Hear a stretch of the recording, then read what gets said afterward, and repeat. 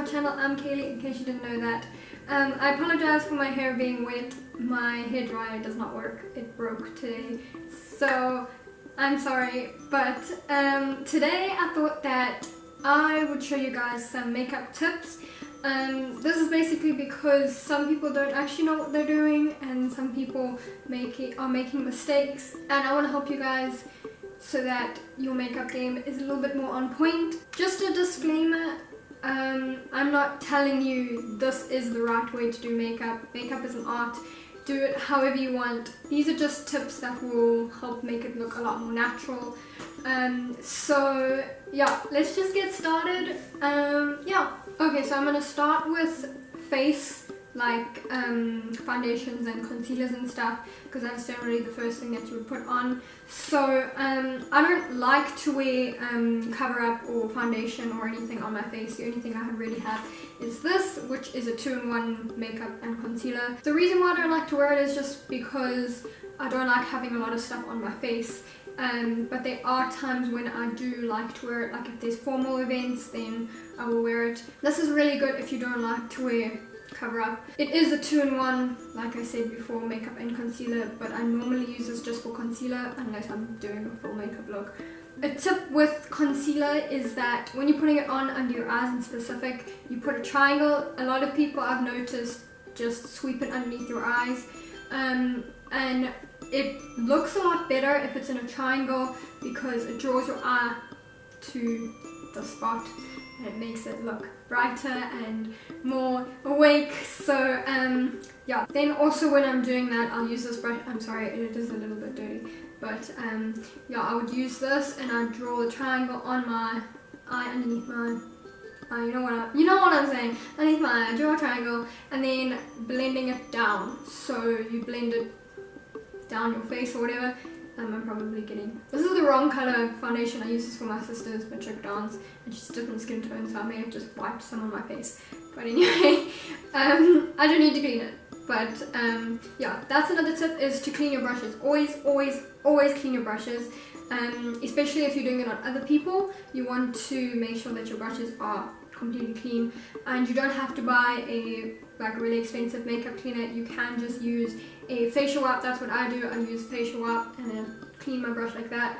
If I'm doing other people, just clean it on the makeup wipe and then do the next person.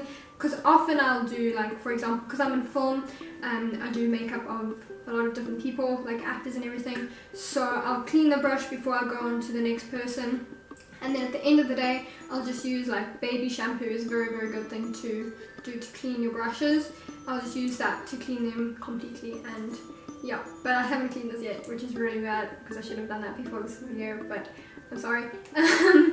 Back to the concealer, I'll just blend it downwards, because if you have, everyone naturally has hair on their face, and if you're blending it upwards, then that's going to show more. So if you don't want that, like if you've got like peach fuzz, I know that I do, I need to get it waxed, but like if you have peach fuzz there and then if you're brushing it up, then it's going to stick out a lot more. Same with here, if you have a bit of hair, oh, I've got a message, anyway, if you've got a bit of hair there, then if you're brushing downwards there, because the hair goes up, it's going to show a lot more.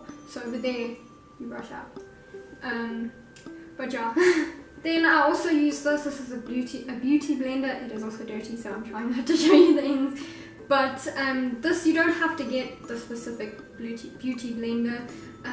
You can just use a sponge, but for this you just dip it in a little bit of water and then you just use that to go over your entire face, and that just gives it a more like smooth look, I guess. So yeah. Then moving on to eyes, my favorite part. This is my pride and joy when it comes to makeup.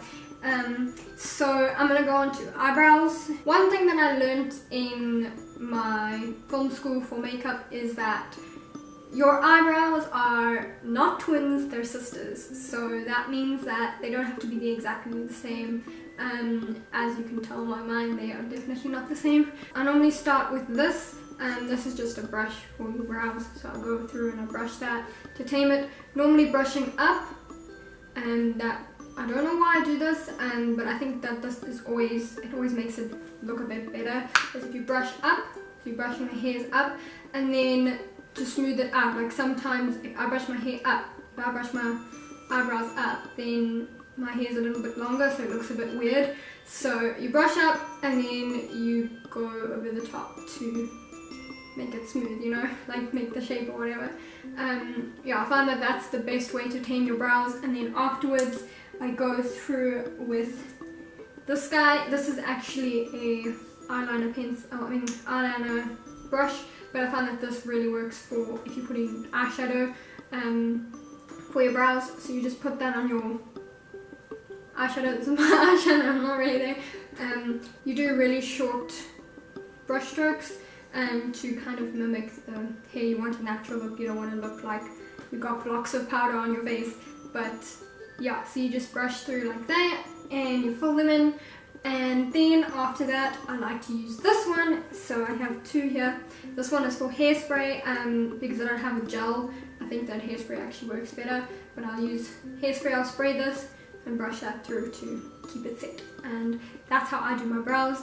And yeah, then as for eyeshadows, everyone has got a different shape of eye and eyelid and everything, and I'll leave a picture here and some links down below that you can go and find out what your eye shape is.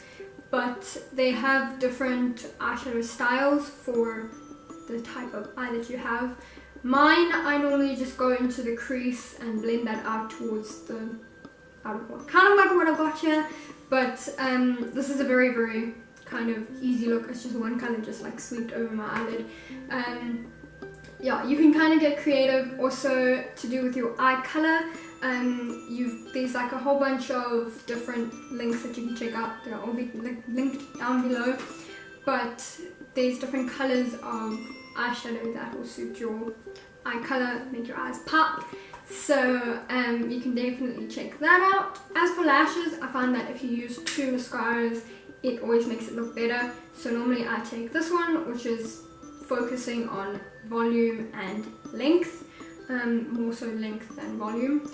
And this one is for volume and it's waterproof. So I normally put this one on first, lengthen those lashes, and then I add this one for the volume because this one is really good with the volume. This one's really good for length. So I add them both together and then my eyelashes look amazing. Today I've only got these ones on, this mascara on. But yeah, another thing that you can do is to make sure that it doesn't clump is you'll take your mascara wand and you'll wipe it on a tissue before you go and you put it in your eyelashes. And this will just get rid of any extra product that could cause clumping. But yeah, then moving on to lips. This all depends on what your lips look like. If you've got full lips, then cool. You have a lot less steps than anyone else. If you have really thin lips like me, then you got a few more steps that you want to do. Whatever your lips, it's always good to exfoliate them before. So for me, I use this, which is just a Mukins, I don't know how to pronounce it, but it is a lip scrub. I always use this to exfoliate it before I put on lipstick. So I exfoliate it, then I will put a lip balm over, and then I'll go on to lip liner. If you have full lips, then you don't really have to do this because it will just make your lips look bigger. And so yeah, if you have thin lips, then you just draw that over your lips. If you have particularly thin lips, then you'll slightly overdraw your lips, not too much. None of this big overdrawn lips, it just looks terrible. None of those what's it called, that lip challenge, Kayleigh lip challenge, where you suck on the cap or something. No, don't do that, that's dangerous and it's very bad for your lips long term. If you really do want to get your lips a little bit bigger, you just overdraw it slightly, and then after that, ooh, any messages there. After that, you take your lipstick and then you'll draw it, color it in, you know. Then also moving back to face, I kind of jumped around a bit in this video, but for highlighter, you use a fan brush. Just put that on the tops of your cheekbones on either side. It gives it a more like light effect. For setting your face, I use this, which is like a big fluffy brush. But yeah, you don't have to use like anything too expensive. Baby powder will work fine. That's what we use in film school. Just use that. And that's just, you normally do it over your T-zone because that's where people get oily the most. So cute. I can't. I like physically can't. Anyway, so that's all I have for you guys today. Hope you guys learned something. If I missed something, please leave it in the comments down below so that other people can learn something. Maybe I can learn something as well. And also, don't feel like you have to wear makeup. It's just something I really enjoy.